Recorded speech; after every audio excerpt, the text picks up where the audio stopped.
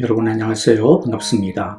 오늘도 예배를 통하여 하늘로부터 부어주시는 주의 능력으로 다시 일어서는 우리 모두의 마음과 신앙과 삶이 되어지기를 간절히 기도하고 바랍니다. 함께 찬양하며 예배하도록 하겠습니다.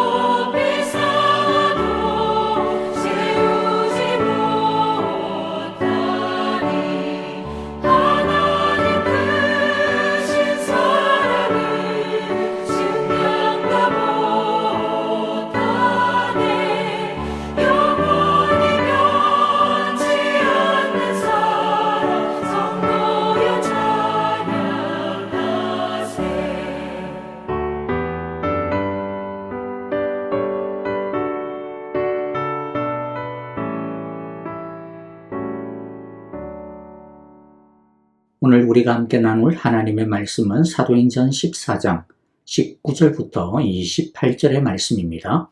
우리 19절부터 한 절씩 같이 읽도록 하겠습니다.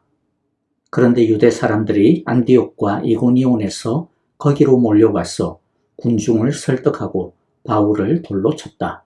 그들은 바울이 죽은 줄 알고 그를 성 밖으로 끌어냈다. 그러나 제자들이 바울을 둘러섰을 때에 그는 일어나서 성 안으로 들어갔다. 이튿날 그는 바나바와 함께 더베로 떠났다. 바울과 바나바는 그 성에서 복음을 전하여 많은 제자를 얻은 뒤에 루스드라와 이고니온과 안디옥으로 되돌아갔다. 그들은 제자들의 마음을 굳세게 해주고 믿음을 지키라고 권하였다. 그리고 또 이렇게 말하였다. 우리가 하나님 나라에 들어가려면 반드시 많은 환난을 겪어야 합니다. 그리고 그들을 위해서 각 교회에서 장로들을 임명한 뒤에 금식을 하면서 기도하고 그들이 믿게 된 주님께 그들을 맡겼다. 그리고 그 두 사람은 비시디아 지방을 거쳐서 밤빌리아 지방에 이르렀다. 그들은 버가에서 말씀을 전한 뒤에 아탈리아로 내려가서 거기서 배를 타고 안디옥으로 향하여 갔다. 이 안디옥은 그들이 선교 활동을 하려고 하나님의 은혜에 몸을 내맡기고 나선 곳이다. 이제 그들은 그 일을 다 이루었다. 그곳에 이르러서 그들은 교회 회중을 불러 모으고서 하나님께서 자기들과 함께 행하신 모든 일과 하나님께서 이방 사람들에게 믿음의 문을 열어주신 것을 보고하였다. 그들은 제자들과 함께 오랫동안 지냈다. 아멘. 오늘 우리가 보는 본문은 바울과 바나바의 제1차 전도 여행의 마지막 부분입니다. 먼저 19절, 20절을 보면 루스드라에서 사도 바울이 돌에 맞아 거의 죽었다가 기적적으로 다시 살아나는 내용입니다. 어제 우리가 살펴보았던 것을 떠올려 보시기를 바랍니다. 루스드라에서 사도 바울은 날 때부터 안전뱅이였던 한 사람을 고쳐 일으킵니다. 그 장면을 보고 루스드라 사람들은 예수를 안 믿는 사람들조차도 사도 바울과 바나바가 신들이 땅에 임한 것으로 여겨서 바울은 헤르메스 신이라고 또 바나바는 제우스 신이라고 숭배하려고 하는 소동이 벌어지기까지 했습니다. 그러니까 비록 유대인들의 반대가 있기는 했지만 루스드라에서 꽤나 성공적으로 복음을 전하고 있었다라고 볼 수 있습니다. 하지만 19절에 보면 유대인들은 더 극렬하게 공격을 합니다. 루스드라에 사는 유대인들은 자신들의 힘만으로는 바울과 바나바를 상대할 수 없다라고 여겼는지 바울이 지나왔던 비시디아 안디옥과 이고니온의 유대인들까지 불러 모아 바울과 바나바를 공격합니다. 이 소란이 결국에는 효과를 발휘하여 제우스와 헤르메스의 현현이라고 떠받들고자 했던 루스드라의 사람들은 바울을 도리어 돌로 칩니다. 얼마나 많이 돌로 쳤는지 보니까 바울이 죽은 게 확실해 보였습니다. 그래서 이들은 더 이상 돌로 치는 것을 멈추고 바울을 성 밖으로 끌어내서 내버립니다. 이것은 시신을 처리하는 모양새입니다. 얼마나 씁쓸한 장면입니까? 마치 예수님이 종려주일에 예루살렘으로 입성하실 때에 제자들뿐만 아니라 많은 유대인들이 나귀에 타신 예수님을 향하여 호산나 호산나라고 외쳤는데 불과 며칠 사이가 안 되어서 그 한호성이 예수님을 십자가에 못 박아 죽이라고 하는 저주로 바뀌는 것과 같습니다. 20절에 보면 피투성이가 된 채 미동도 않고 버려져 있는 바울 주위에 제자들이 모여들었습니다. 아마도 장사를 지내려고 모여들지 않았을까 싶습니다. 그런데 바울은 벌떡 일어납니다. 마치 아무 일도 없었던 것처럼 말입니다. 그리고 이튿날 바나바와 함께 더베로 떠납니다. 짧은 한두 절 안에 너무나도 또 드라이하게 기록을 하고 있기 때문에 이게 별것 아니겠다라고 그렇게 보일 수가 있는데요. 그래서 어떤 학자들은 바울은 사실은 그냥 기절한 정도다 그렇게 말하기도 합니다. 그런데 여러분, 기절했다라는 게 말이 안 되는 게요. 생각을 해보세요. 설령 바울이 기절했다라고 칩시다. 그런데 이 기절이 뭐 갑자기 빈혈이 와서 쓰러진 게 아니지 않습니까? 돌에 맞았습니다. 돌도 무슨 바둑알 만한 그런 돌 뭐 한두 개 맞은 게 아닙니다. 바울이 돌에 맞은 것은 아마도 신성모독죄로 몰려가지고 돌에 맞은 것일 겁니다. 기록에 의하면 이런 경우에는요, 주먹만한 돌 크기보다도 더 큰 것들, 그것도 삐죽삐죽 날카롭게 나와 있는 그런 돌로 머리와 가슴을 집중적으로 죽을 때까지 타격합니다. 때립니다. 그런데 일어나서 다음 날에는 더베까지 먼 여행을 떠난다? 이것은 절대로 상식적으로 맞지가 않는 거죠. 그냥 기절한 것이다 라고 막 그렇게 이야기하기가 어려운 것이죠. 이것은 기적입니다. 그래서 20절에 보면요. 그는 일어나서 성 안으로 들어갔다라고 하는데 여기에서 일어났어 라고 하는 이 단어가 굉장히 흥미로운 단어입니다. 이 일어나다라고 하는 단어는 헬라어로 아나스타스라고 하는 단어인데 이것은 그냥 일어나다라고 하는 뜻도 가지고 있지만은 성경에서는 또 특별히 다른 뜻으로 사용되어지는 단어인데요. 그것은 부활을 의미하는 뜻으로 사용이 됩니다. 예를 들어 누가복음 24장 7절에 보면 사람의 아들이, 즉 예수님이 죄인의 손에 넘겨지고 십자가에 못 박히고 제3일에 살아나야 하리라 라고 그렇게 기록이 되어져 있는데, 여기서 살아나야 하리라, 살아나야 라고 하는 이 단어, 이게 부활을 의미하는 단어가 아닙니까? 그런데 이 단어가 바로 오늘 20절에서 사용되어지고 있는 일어났어 라고 하는 아나스타스라고 하는 단어와 동일한 단어입니다. 그렇기 때문에 여기서 바울은 그냥 일어난 것이 아니라 실제로는 부활의 능력과 같은 능력으로 일어나게 되었다라고 하는 것입니다. 실제로 사도 바울은 나중에 고린도후서에서 이때의 경험을 회고하는 글을 갖다가 적는데요. 고린도후서 11장 23절부터 27절, 그 중에서 먼저 23절에 보면 그들이 그리스도의 일꾼입니까? 내가 정신 나간 사람같이 말합니다마는 나는 더욱 그렇습니다. 나는 수고도 더 많이 하고 감옥살이도 더 많이 하고 매도 더 많이 맞고 여러 번 죽을 뻔하였습니다. 자, 여러 번 죽을 뻔하였습니다 라고 하는데, 그러면서 그 다음에 예를 드는 게 뭐냐? 25절에 보니까 채찍으로 맞은 것이 3번이요, 돌로 맞은 것이 1번이요, 파선을 당한 것이 3번이요, 밤낮 꼬박 하루를 망망한 바다를 떠다녔습니다. 돌로 맞은 것이 1번이다. 바로 오늘의 이 사건을 언급하고 있는 겁니다. 하지만 바울은 이 죽을 뻔한 이 사건에서 다시 일어났습니다. 그냥 일어난 것이 아니라 하나님이 일으켜 주신 것입니다. 하나님은 그야말로 죽음 일보 직전까지 가도록 돌팔매질을 당해서 시체와도 방불했던 바울을 다시 부활의 능력으로 살리신 것입니다. 제가 이것을 여러분에게 길게 말씀을 드리는 이유는요, 우리가 죽을 때가 아니면 하나님은 우리를 위기 가운데서 일으켜 주신다라는 것을 알자, 분명히 알자, 분명히 믿자라고 하는 것입니다. 바울은 스스로 절대로 일어날 수 없는 지경에 처해져 있습니다. 그러나 아직은 그가 이 세상에서 해야 할 하나님의 일이 남아있고 하나님의 시간이 남아있었기 때문에 하나님은 그를 다시 그 죽음의 자리에서 일으켜 주셨던 것이죠. 우리가 믿어야 할 것은 이것입니다. 하나님은 일으켜 주시는 분이시라는 것입니다. 성경이 우리에게 이 장면을 기록해 주시는 이유가 무엇이겠습니까? 돌과 일으킴, 이 두 개를 하나도 빠뜨리지 말고 똑똑히 기억하라 라고 하는 것이죠. 물론 오늘날 우리가 돌에 맞을 일이 뭐가 있겠습니까? 그러나 돌과 같은 죄가 우리를 고난 가운데 빠뜨릴 수 있습니다. 예수 좀 잘 믿어보려고 하니, 또 하나님을 위해서 열심으로 사랑해 보려고 하니 그냥 대충 살 때하고는 다르게 이런저런 어려움이 생기고 시험도 생깁니다. 우리에게 돌이 막 날아드는 것과 같은 것이죠. 그래서 성령님도 우리에게 복음과 함께 고난을 받으라 라고 하신 것입니다. 그런데 이처럼 우리에게 날아드는 돌만 보면 얼마나 무섭습니까? 무서울 정도까지는 아닐 수 있겠지만은 사실 또 얼마나 귀찮습니까? 신경도 많이 쓰이고, 복음이 아니면, 예수님을 사랑하는 것이 아니라면 굳이 이런 일을 신경 안 써도 되고 귀찮지 않아도 되는데 말이죠. 그런데 한 가지 더 알아야 되는 것이 무엇입니까?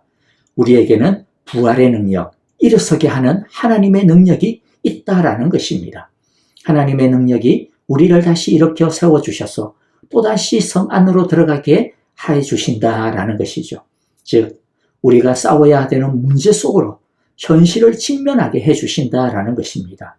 다시 일으켜 주시는 하나님의 부활의 능력이 우리에게 있기 때문입니다. 바울이 다시 일어나서 비투성이가 된 채 다시 성 안으로 들어가고 다음 날에는 더베로 떠나는 것을 보면서 사실 우리는 좀 소름이 돋을 수 있어요. 와, 저게 인간이냐? 어떻게 저럴 수가 있는 거야? 아우, 나는 못해. 절대로 못해. 나 저렇게 못 살 것 같아. 라고 진려하는 면이 있을 수 있죠. 그런데 이것은 단순히 의무감으로 할 수 있는 게 아닙니다. 또 책임감만으로도 또 되어질 수 있는 것도 아니죠. 헌신하려고 하는 그 마음을 따라 진짜 헌신할 수 있도록 해주시는 힘이 우리에게 있기 때문이죠. 그 힘은 우리 안에서 나오는 것이 아니라 일으켜 세워주시는 하나님의 부활의 능력이 위로부터 우리에게 부어주시기 때문에 가능한 것입니다. 그런데 중요한 것은 무엇입니까? 예수님을 죽은 자 가운데서 다시 살리신 그 성령님의 부활의 능력이 지금 우리에게도 동일하게 역사하시고 있다라고 하는 것입니다.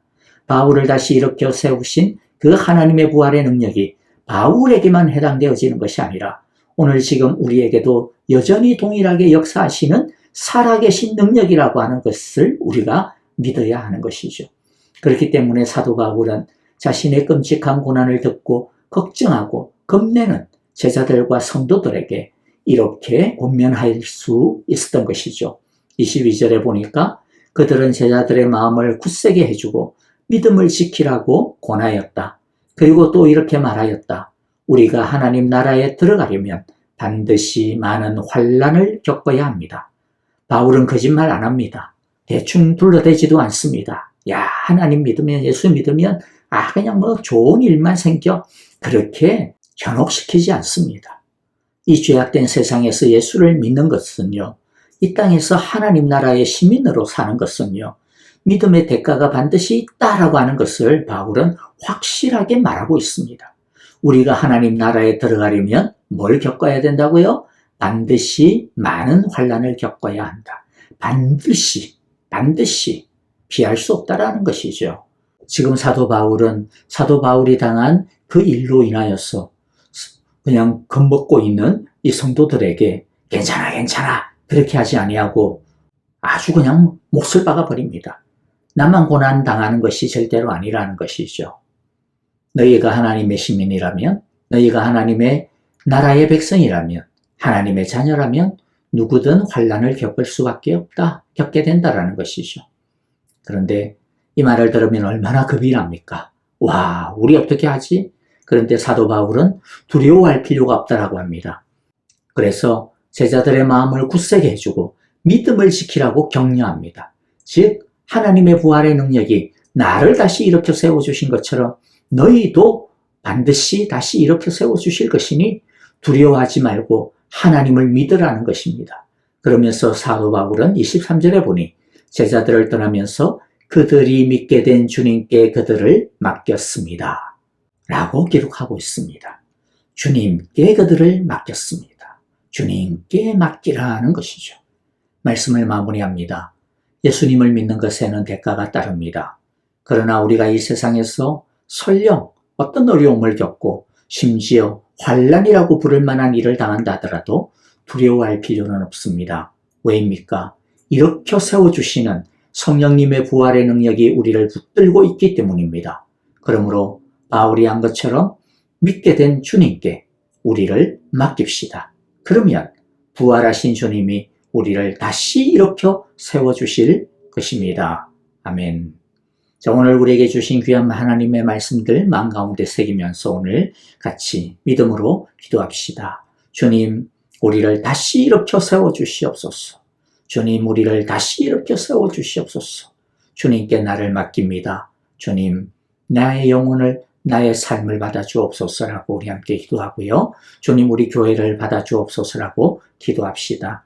믿음의 형제자매들을 위하여 함께 사랑으로 격려하며 중보하기를 원하는데 특별히 우리 아프신 성도님들, 김정숙 권사님, 그리고 지수영 집사님, 여러분들 오늘 말씀처럼 주여 다시 일으켜 세워주소서, 다시 일으켜 세워주소서라고 우리 함께 믿음으로 간구합시다. 그리고 선교사님들을 위하여서도 우리 함께 주의 은혜와 부흥의 역사를 위하여 기도하기를 바라고요. 또 단기 선교 중에 조상희 집사님을 위하여서도 기도해 주시고 함께 사역하시는 양순희 선교사님과 또 여러 선교사님들을 위하여서 같이 믿음으로 기도합시다. 함께 찬양하며 기도하겠습니다.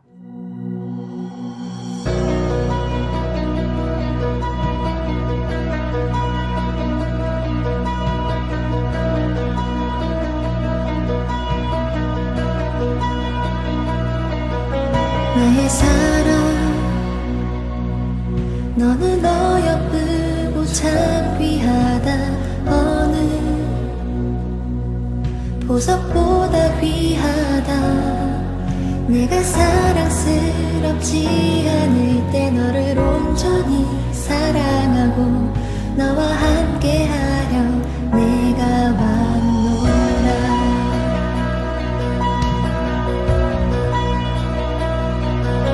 주의 사랑, 이 사랑은 결코 변치 않아. 모든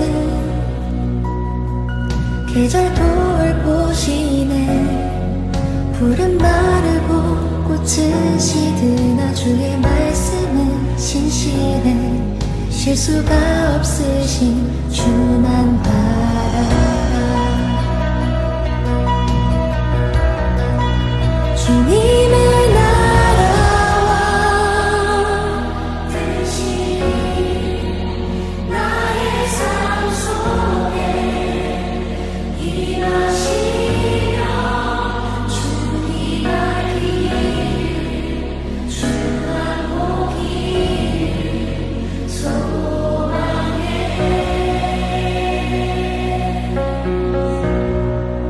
거룩히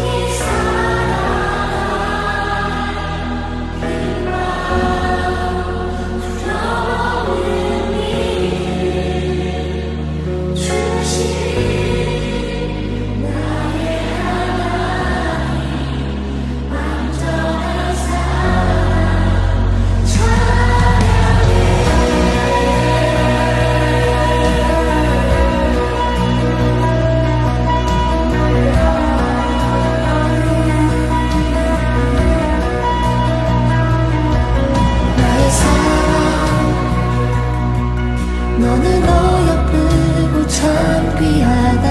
어느 보석보다 귀하다. 내가 사랑스럽지 않아.